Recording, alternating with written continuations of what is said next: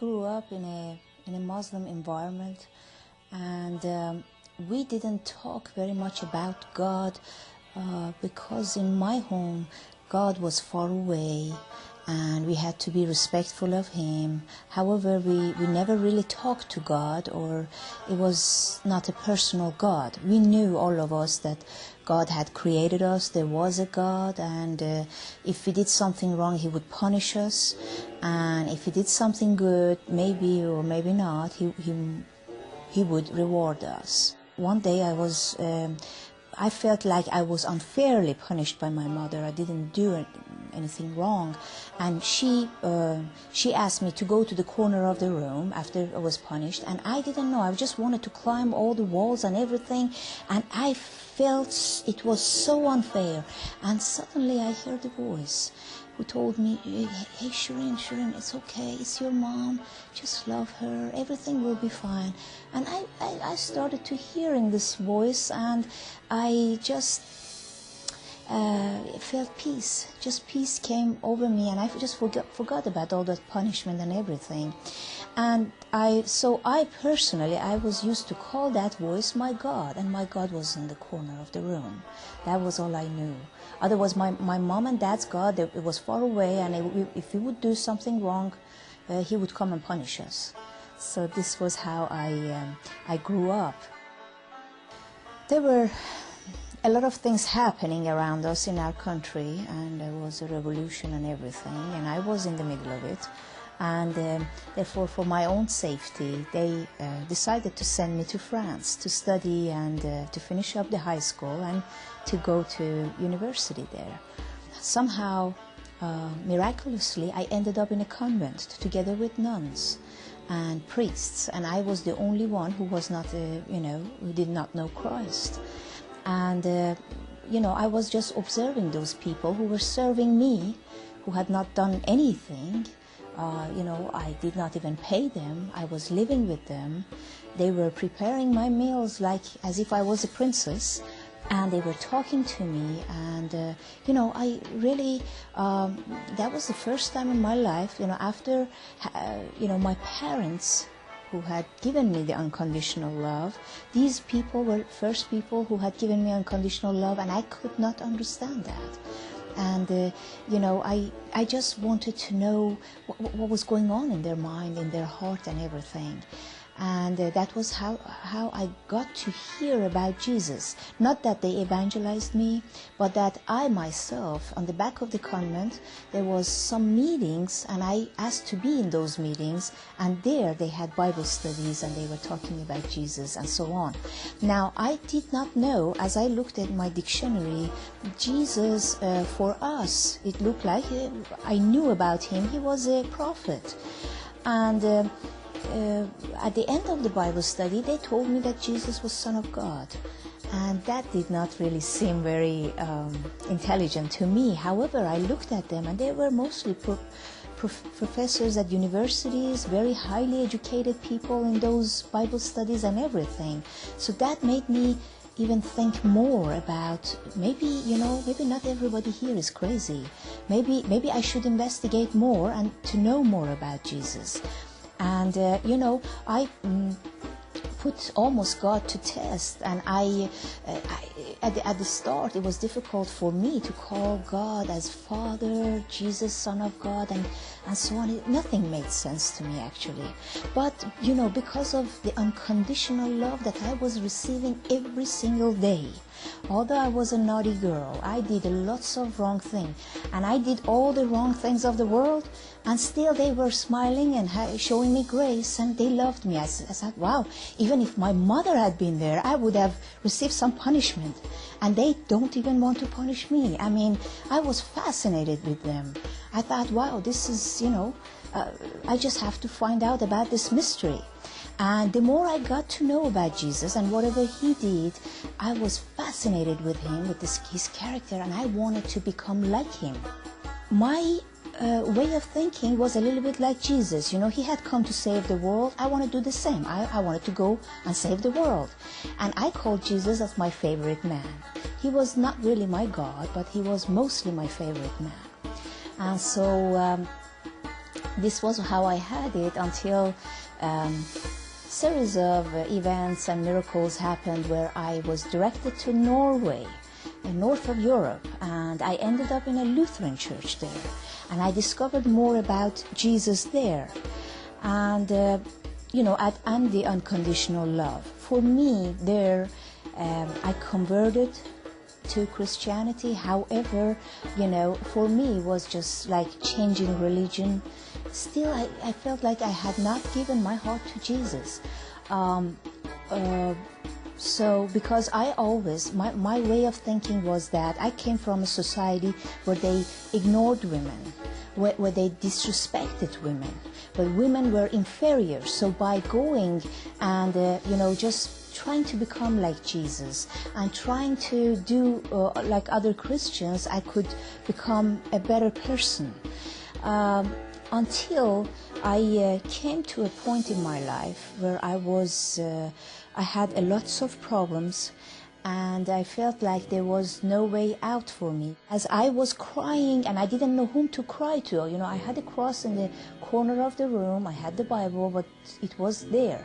And suddenly I fainted there, and I had a very, very strong vision. And this was, in that vision, I saw a man coming from that way, and he was dressed like, they showed Jesus dressed on the cross. And everybody had raised their hands, and I was in the third row. And everybody raised their hands, and they wanted to touch him, and he let himself be touched. And suddenly I cried, and I said, "Oh, Father Jesus, please come and help me." And in that vision, it didn't seem like he heard me, but he came closer and closer. As he came closer, I just looked at his eyes. The only thing I wanted to know, if he was mad at me. In a Muslim, the Muslim way of thinking is that, you are not really a sinner until you have really sinned and done something wrong. And so that was for me the first time standing in front of God and feeling like I was a sinner and I really did not deserve to be forgiven. That was how I stood in front of him in that vision. And I was just looking and seeking in his eyes if there was a way he could forgive me from what had happened. And I didn't know what had happened. However, can you forgive me in this situation? Is there any way out? And as he came closer, I looked at his eyes. I felt like his eyes had suffered so much. However, suddenly he opened up his arm and he asked me to go to him. And I could not believe. It was as if they had given me the whole world. I ran to him like crazy. I took around his neck and I said, I don't care where you go, but wherever you go, I will be hanging from your neck. As I opened my eyes, I had the Bible right here, and I was pretty scared when I opened my eyes, actually, and I was just trembling, and I didn't know what to do. What actually happened? I was just trying to explain to myself what happened, and when I remembered the vision, and then I said that to one of my Christian friends.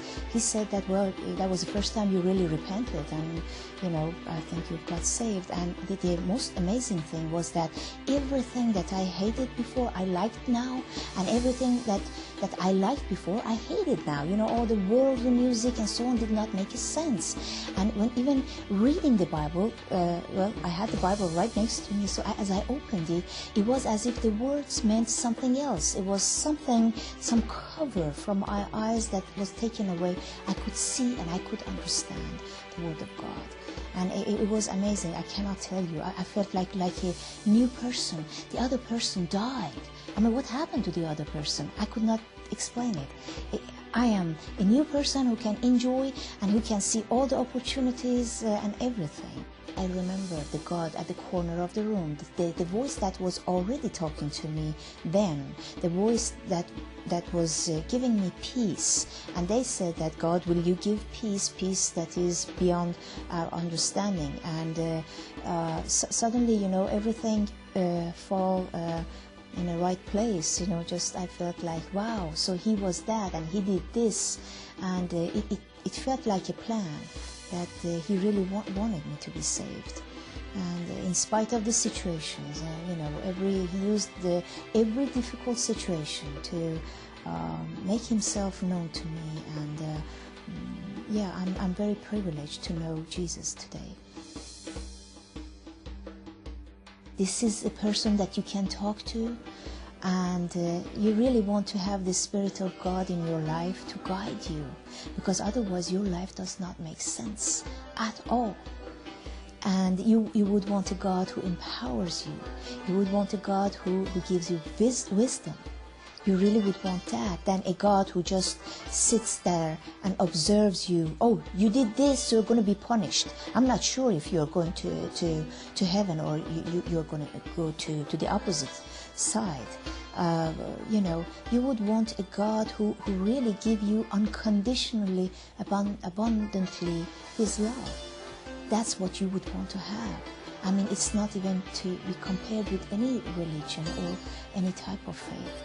Understanding unconditional love was something very important, And many times as I myself approached a Muslim friend, it has been like, I understood for them, it was like, oh, she wants to make us the member of her church, she wants us to do this, that's why she's doing that. So I really didn't want this to be only an advertisement for something. That's something, you do this because of that, but just do this because your life is going to change. You're going to see all the possibilities that you have. You're going to see God's plan for your life, the purpose of God for your life. You're going to enjoy your life. Even if you are in difficulties, you're going to have, you're going to see your possibilities. Even when the world around you thinks that everything is lost, you still see the light, because you have hope. You have the hope that is, and nobody can take that from you. I grew up in a Muslim environment, and we didn't talk very much about God because in my home God was far away, and we had to be respectful of Him. However, we never really talked to God, or it was not a personal God. We knew, all of us, that God had created us, everything, and I was in the middle of it. And therefore, for my own safety, they decided to send me to France to study and to finish up the high school and to go to university there. Somehow, miraculously, I ended up in a convent together with nuns and priests, and I was the only one who was not, who did not know Christ. And there was a God, and if we did something wrong, He would punish us, and if we did something good, maybe or maybe not, He would reward us. One day I felt like I was unfairly punished by my mother. I didn't do anything wrong, and she asked me to go to the corner of the room after I was punished, and I didn't know. I just wanted to climb all the walls, and I personally was used to call that voice my God, and my God was in the corner of the room. That was all I knew. Otherwise, my mom and dad's God, it was far away, and if we would do something wrong, He would come and punish us. So this was how I grew up. There were a lot of things happening around us in our country, and there was a revolution and everything, and I felt it was so unfair. And suddenly I heard a voice who told me, hey Shireen, it's okay, it's your mom, just love her, everything will be fine. And I started to hearing this voice, and I just felt peace. Just peace came over me, and I just forgot about all that punishment and everything.